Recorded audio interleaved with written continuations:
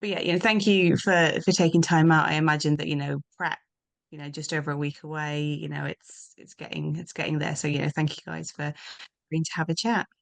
No, thank you for having Thank you. us. Yeah, we're here to talk about Derelict. Firstly, congratulations on the film being selected for Fright Fest. It's playing as part of the big 25th anniversary edition. How are you both feeling about the selection and the screening? So, I'm so excited. I've never been to Fright Fest before, and just to go and see and be part of it as well as see everything and meet people and just experience the whole thing for the first time is so exciting. So so grateful to be part of it. Yeah. all this, but also nerve-wracking for me. So, yeah.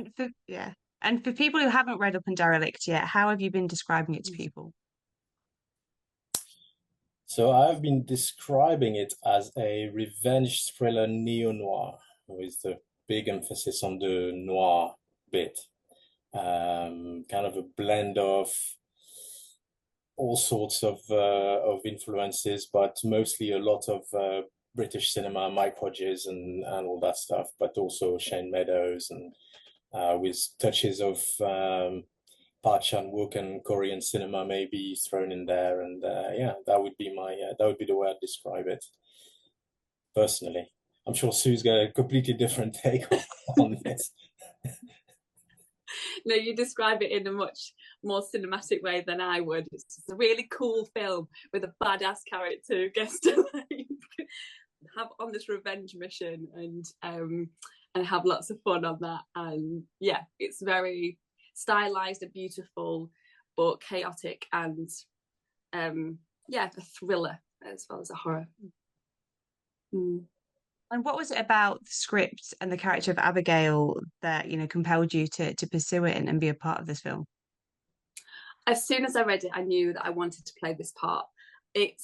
She's so deep in the complex of her that she's had this disastrous thing happen in her world, and I suppose with any huge moment like that, you can go two ways, and the path of destruction that she goes on, she just keeps going and going and going on this.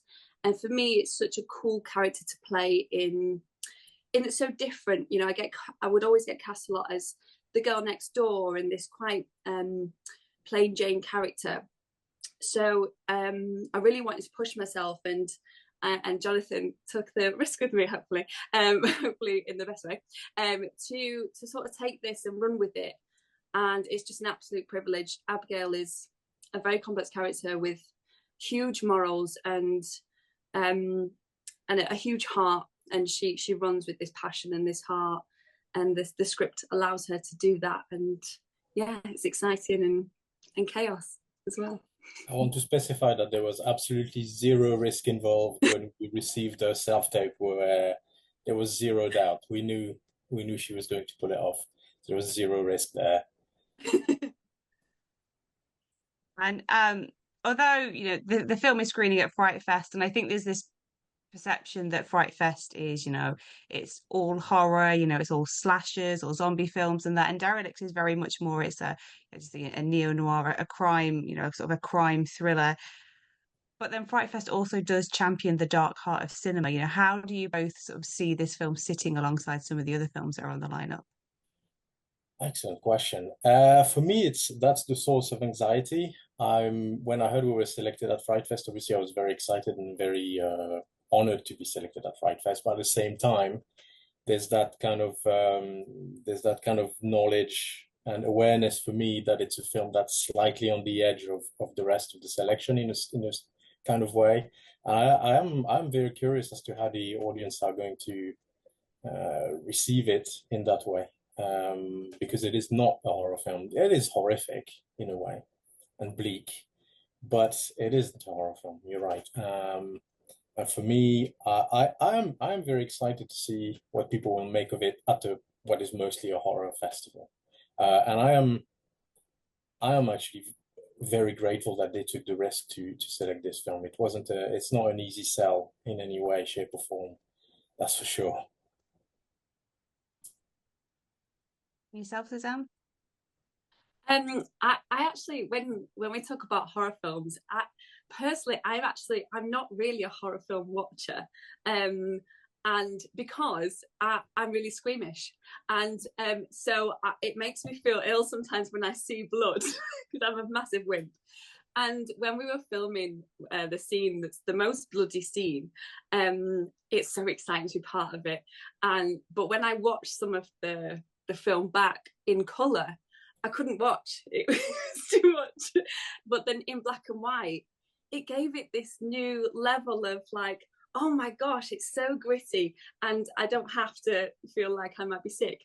It's the thriller, the sense around it of how graphic and how violent it is without me vomiting, which is nice.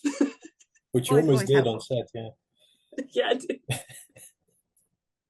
And Derelict, it's told across a number of years, chapters, and color palettes. What was the thought process behind that method of storytelling? Wow.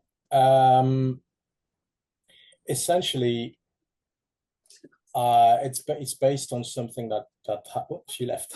It's based on something. Sorry. It's I had to based close my window because it's noisy. on a true crime that happened in my native city in France. So it's been in gestation since it arrived, since it happened when I was about 19 years old.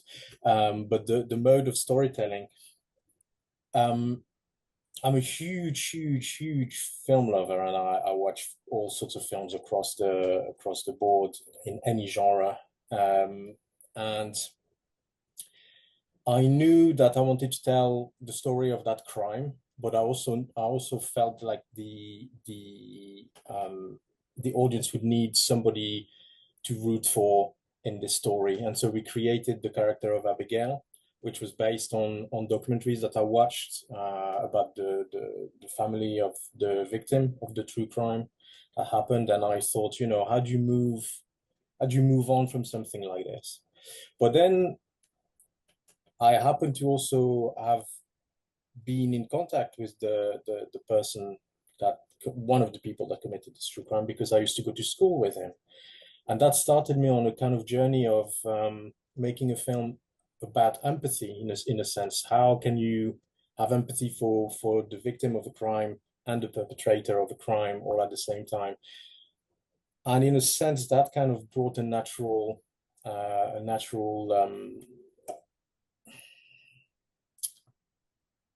it made the choice of black and white and color natural, but in a way that I didn't feel had been used too much in cinema, because usually you get black and white, which is the flashback, and color, which is the present.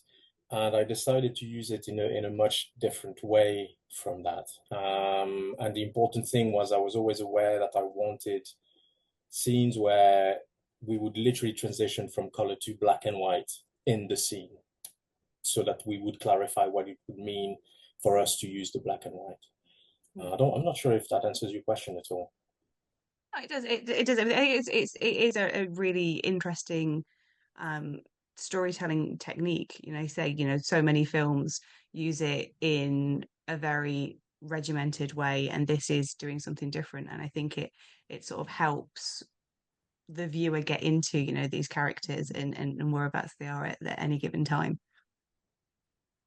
Yeah, yeah, and it's then the image becomes a reflection of the characters' worlds, isn't it? Because the color has been sucked out of their world, and we discussed it also a lot actually on performance, and how the color and the black and white actually affects performance and what it looks like, and how Sue had to work with because essentially we ended up in situations where we had scenes where we'd planned to shoot to shoot for coverage, so you shoot that way, you shoot the wide, you shoot the reverse, and then we ended up in scenes where we would be I don't know, in a kitchen or something, and suddenly you get an extraordinary performance from Sue, and we changed the entire way that we were thinking about the scene, where we go, let's just stay on her. Her face tells the story. That was a thing that we said a lot on that set. Her face tells the story. It's a film that has a lot of close-ups for that reason.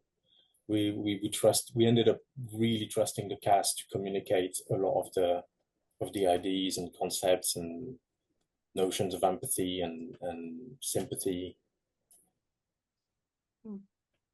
As it- Abigail is, she's a very complex young woman. She's not really afforded much opportunity for happier moments. How do you kind of compartmentalize that as an actor so that, you're not taking that home with you of an evening? I think the general vibe on set though was so friendly and welcoming. It was a very relaxed atmosphere. Jonathan gave us a lot of time to rehearse and meet each other beforehand. So there was a lot of camaraderie on set. And even when there was quite intense moments, there was a particular day we had a really intense scene, and there was my friend had come along as my intimacy coordinator, and we had time to go and talk, and then afterwards I was given time with her as well, and the guy who was playing within the scene with me, we had time on our own to talk things through. So it was handled beautifully by everybody on set, very respectfully. And yeah, there is a lot of darkness in there, but I feel like everybody looked after each other hugely on set, and we were always given the space to say if we weren't comfortable with something, and voice any concerns that we had. So yeah, I think it's that mark of respect that everybody had for each other that really allows you to say, I'm gonna take myself into a bit of a dark space now and just understand where Abby might be at, and I'm not mad at anybody, or I'm not annoyed. It's just I'm just getting into how she might be feeling, so I can walk in the room with that energy, and then just sort of like let it go at the end of the day, and we'd get like takeaway. So yeah, it's that balance and the respect. And the other sort of additional character I feel to Derelict is the locations. There's sort of, underpasses and cityscapes and stuff. What do you guys think that, this location brought in? There's some rural aspects, and I kind of feel it's kind of captured a microcosm of England in a way. What do you guys think it brings to the film? That's an amazing question. Well, certainly the one thing for me is that I love British cinema, but one of my blockage sometimes is that it's very, very much London centric. And so we see a lot of London. It's changing slowly now, especially, around the Midlands and Birmingham. But we see a lot of London, and I was keen to show that side of England where, maybe we haven't seen it before. Location is really an important aspect, because you can play the same scene, but if you play it in a different place, it plays differently. And all of a sudden, for me, bringing Hereford to the forefront was a case of, okay, well, you might have seen a revenge movie, but have you seen a revenge movie that takes place in these locations, that plays like that? I'm not sure it serves as a very favorable tourist track for Hereford, but it was important for me to shoot it in Hereford. I think it does add to that feel of bleakness and desperation. But again, I mean, Sue came from Manchester, so she had the best of Hereford constantly. Yeah. Yeah, so I do think it's important what you say, that so much of British cinema is in London, and I feel that maybe this story being told in London might not necessarily have the same impact, because there's this perception of, crime only happens in the city. It doesn't happen anywhere else. So I think in taking this and showing that, these things happen in all parts of the world, really is one of the film's biggest strengths in a way. Absolutely, and it's low level crime. That's the thing. These are not criminal masterminds. It's just uh, lives that kind of clash, moments that maybe you could have made better decisions, or um, moments that maybe you didn't plan on happening to you, and they just happened, and you just got to deal with it in the best possible way. It was never a case of trying to do a crime odyssey of some sort with people that climb the criminal ladder or anything like that. And that kind of plays with the location as well, because that's the type of crime that we get in these regions. We don't get bandits and gangsters, and we just get low-level crime. And that was important for the mood of the film, and again the bleakness of it, because it hits differently.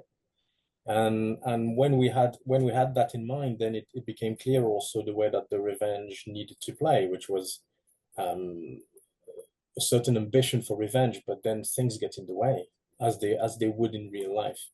That was always the logic. And we had many debates with writers, with actors, who sometimes trying to push genre onto some scenes, and we're like, nah, let's pull back a bit, because then it becomes more interesting. We've seen the scene played out that way 50 times, but if we pull back on the genre just a little bit, and sometimes just a reaction or a thing that doesn't happen exactly the way that it's supposed to happen, and it creates some much more interesting ways to play with the scenes. And that went also with the way we worked with actors. Sometimes there was a lot of improv scenes that we maybe looked at on the page and went, let's play it the way you would play it in real life. Nice. And I can say, with the film screening at Fright Fest, those attending are, trying to work out what they're going to watch when. Why do you each hope that they take a chance on Derelict? Shall I go first? Yeah, do it. It's the story. The script is like not. I had never read anything like this script, and the way that there's so many incredible characters in the story, and you're constantly trying to decide sort of whose side you're on and who you think is right or wrong. So it makes you really question yourself. I think the plot has a lot of twists and turns in it, so you're constantly, searching for the next moment and being surprised by the next moment. It's beautifully shot. It's very creative and stylized, and I just love it. That's probably not the best quote in the world, of like, I should see it because Sue loves it. It embodies so many things, and it's different, and you should watch it. Jonathan, say something better.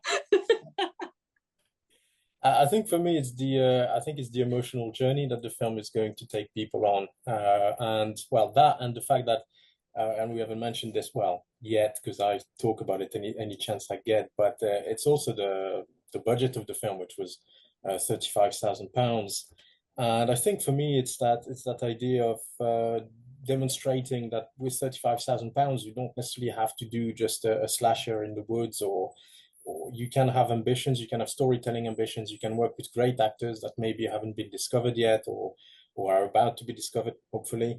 But yeah, taking people on a huge journey that they might not be expecting, on an emotional journey made for very little, that can prove that we can do big things with not a lot. Well, I wish you guys the best of luck with the screening. Thank you. Thank you so much. Thank you.